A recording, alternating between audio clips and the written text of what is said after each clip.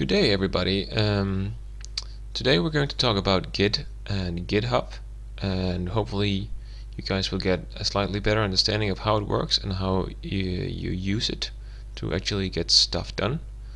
So Git and also GitHub for that matter can be quite hard to grasp. It can be complex and quite intimidating, but it's actually not that hard once you get used to it. And basically it's gonna piss you off to begin with, but later on you'll be thankful, and it's gonna save a lot of work for you. So I'm just gonna go ahead and try to explain how it works, and then I will show you basically how to work with Git on simple projects, at least, so you can get kind of a feel for the workflow that you will be going through in order to use it. So yeah, let's try. Here we go. So what is Git? Well, Git is what's called a version control system. So that basically means it's a piece of software for keeping control of versions of your code. So what can we use it for? Well, it's really good because we can keep a history of all the changes that we made. So basically, if we made some changes that were bad, that we didn't like, we can go back and fix those things. So it's like a very good, very good backup. So you always have a good backup of your code, so you're never going to lose it. Even if your computer completely crashes on you, you will always have backup. If you write some completely ridiculous code that fucks everything up and you really can't just see your way out of it, you can just roll back and go back to a working copy. It's also really good for collaborating on projects, because you can see exactly who did one and who did what and when they did it. So that's really nice. If you find some code that you're confused about, you can quickly see who actually wrote it, and then you can go ahead and ask them. It's also good for managing simultaneous changes. Basically, if you and one of your team members are doing the same things or changing places in the same places, like if you're using Dropbox and you're both editing the same file, you will just get like a conflicted copy, and one of you is going to lose your changes. That's not the case with Git. It's actually going to tell you that that's a problem, and it's going to ask you to fix it. Yeah. So Git is actually really useful once you get used to it.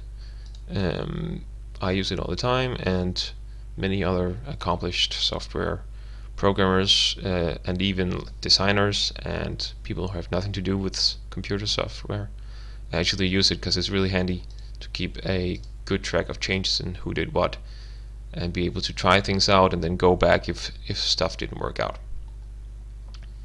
So let's just try to quickly look at how it works. Git uses something that's called a repository, or actually a lot of repositories. So what is exactly this repository thing? Repositories are it's basically a place that can store commits, and commits, they show exactly who did what and when. So a repository is just a collection of commits, basically. So typically you will have one local Git repository per project that you're working on, and there's also going to be a remote repository which probably will be hosted on GitHub. And this is what GitHub is. It's a company that hosts Git repositories. On top of that, they have a website, and they also have desktop apps for both Windows and OS X. And today we'll be using the Windows app. And what the apps do basically is just that they ease working with GitHub and Git, so that even for inexperienced users and people who don't have much experience with version control and the command line, they can get started.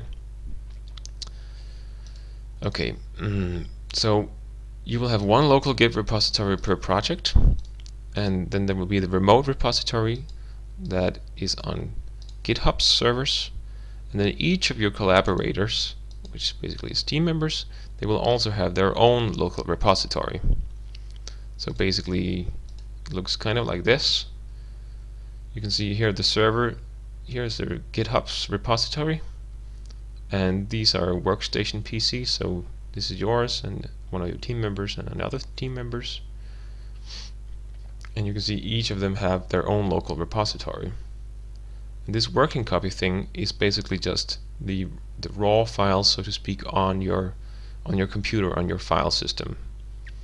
Okay, so the basic workflow of using this is that you create a remote repository on GitHub, and then you clone that repository to your computer.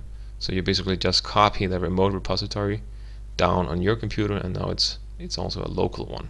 Okay, so you just copy it on your own computer.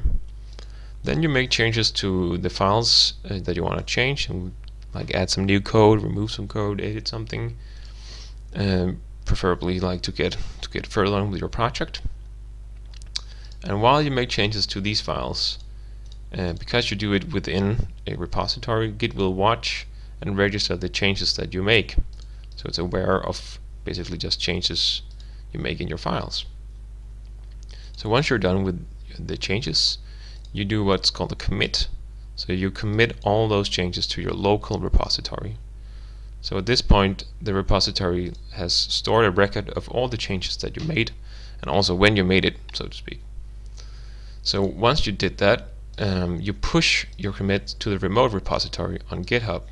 So that one commit you did is pushed to the remote repository, which means that all the changes that you did are also applied to the remote repository.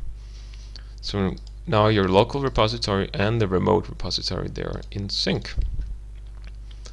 So once you've done that, your friends and collaborators can see your work and pull it down, so it's called a pull, to their own local repositories.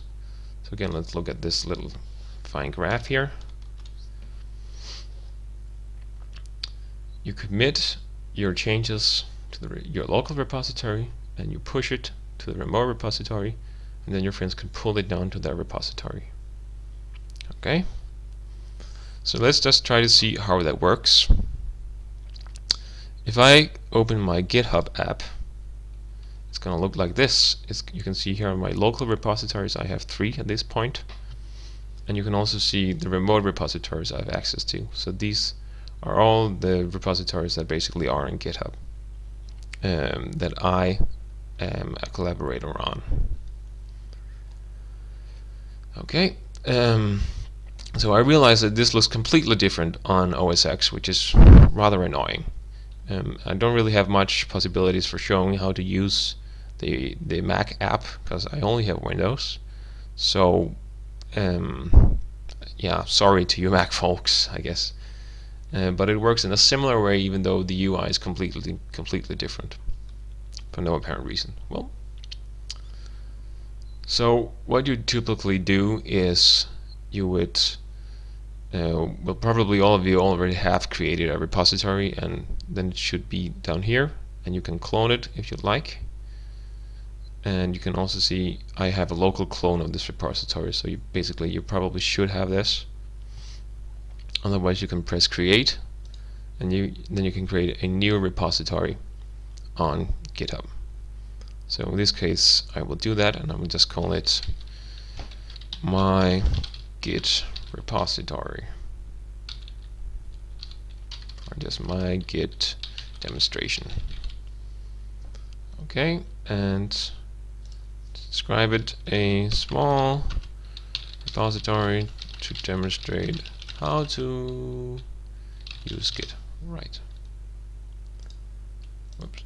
And there we go. And then I have multiple accounts, but in this case just this one. And then I press create. And what that's going to do is you can see that it created it here, and also it created it in here. So now I can open this repository up and I can actually see the history. There are no commits, and there are two changes, which is there's been added a git attributes and a git ignore file, and GitHub has done this for me basically. I can also go here and you can do the same thing on the OS X up in the repository menu, and you can say Open Explorer or Finder if you're on Mac OS X, and it's actually going to open the location of the repository on my file system. So in this case it's in my user folder, documents, GitHub, my Git demonstration, and you can actually see here the files that it's created. Including, because I am sharing hidden files, you can see there's this small .git folder, and this is where Git stores all of its own private data that you definitely don't want to mess with. So never ever mess with anything in this folder if you can see it. On top of that, there's this git attributes, which we won't talk more about, and then there's this git ignore file, which basically is a small file that tells Git what files that you're not interested in having it track. Okay, but we'll get back to that later. For now, let's just try to do a commit and do some small changes. So inside GitHub, you can already see that you can see that I've created new files. So I can create my first commit here, and I'm just going to call it initial commit, and then press here, and it's going to commit to my local repository. As you can see, it's called unsynced commits because it hasn't been synchronized with the remote repository yet. So what I'm just going to do is hit publish, and it's going to transfer it to the GitHub website. So because this is my very first commit to this repository, I also have it just published first. So now it's created on GitHub, and then I have to synchronize. And once that's done, I can go to GitHub, and I can actually find my near repository, my Git demonstration here. And you can see that it contains the files that my own repository also contains. So if I were to go to my repository here on the file system, I can create a new file, for example here, my new file, and you can see that Git is going to track it here, so it can see that I made a new file. And if I went ahead and wrote something in it, hello everybody, and saved that, you can see that it adds a plus because I added a new line and wrote hello everybody. So it sees the changes on my file system. And now I could commit it, make a new commit and say added a new file, just because that's like a message, a short description. Commit that to my own local repository, and then press sync, so it goes to GitHub on the remote repository. There we go. Okay, very good. So what I might actually want to do now is to create, because maybe I want to make a Unity project. So I'm going to create a new Unity project within this folder, and because it's within my Git repository folder, it's also going to track all the changes that I do once I create that. So let's see if I can get that done. Just going to open Unity.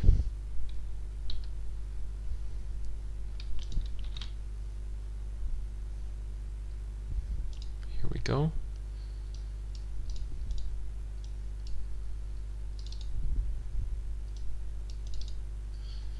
And just gonna go File, New Project, and I'm gonna navigate here, and then create a new folder and just call it Unity. Maybe I'll call it Unity Project. Create.